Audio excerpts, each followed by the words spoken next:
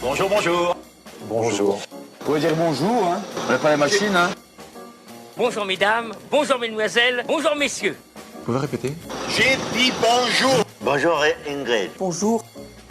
Ah, vous êtes là, vous. Bah écoutez, formidable, commençons sans plus tarder dans ce cas, avec une bonne nouvelle qui nous vient de Marlène Schiappa. Moi, je veux rassurer tout le monde, on va pas interdire les plans à trois, on va pas interdire l'infidélité, on va pas interdire le polyamour, les troupes. Une annonce dont on ne pouvait se passer à l'approche des fêtes de Noël. Bon allez, plus sérieusement, commençons par une affaire qui fait trembler Washington. Le 13 décembre, un logiciel espion a été découvert dans un outil informatique utilisé par des dizaines d'administrations et d'entreprises américaines. Les pirates ont pu infiltrer les départements du Trésor et du Commerce, le ministère de l'Intérieur, de la Santé et même certaines parties du Pentagone. Une attaque telle que son ampleur est encore impossible à déterminer. En attendant, une enquête a été lancée par le FBI afin d'identifier les victimes aux États-Unis, mais un sénateur démocrate parle lui de cyberattaques russes. Naturellement. Vous. Toujours vous. Eh oui, toujours la Russie. Et vous vous souvenez, je vous avais parlé d'Alexandre Navalny, l'opposant politique de Vladimir Poutine qui avait été empoisonné. Eh bien, lors de sa conférence de presse annuelle, le président russe a été interrogé sur le sort de Navalny. Но это совсем не значит, что его травить нужно. Кому он нужен-то? Ты понимаете? Если бы хотели, наверное, довели бы до конца. Так. Bah quoi, vous parlez pas russe?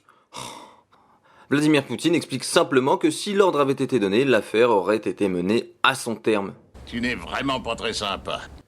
Non, c'est sûr, c'est pas très sympa. Mais sachez d'ailleurs que la Russie vient d'être exclue pour 2 ans des compétitions sportives. En effet, le pays avait été accusé d'avoir instauré un système de dopage étatisé. C'est pas possible. Ben si, et du coup, pas de JO pour les Russes. Enfin, les athlètes qui n'ont jamais été sanctionnés pour dopage pourront concourir sous la bannière neutre. Allez, autre sujet maintenant avec une nouvelle qui devrait faire plaisir aux étudiants. L'Europe vient de décider d'augmenter de 70% le budget alloué au programme Erasmus, et cela pour la période 2021-2027. Objectif, augmenter le nombre de bénéficiaires du programme en mettant en place par exemple des séjours plus courts avec des conditions de départ plus souples. Mais bon, avec les universités fermées, les étudiants ne peuvent évidemment pas encore profiter de ces mesures. Dans le cul, dans le cul. Eh oui, c'est dommage. À Paris maintenant, la mairie vient d'être condamnée à une amende de 90 000 €. La raison, avoir nommé trop de femmes à des postes d'encadrement en 2018. En effet, sur les 16 postes, 11 étaient occupés par des femmes.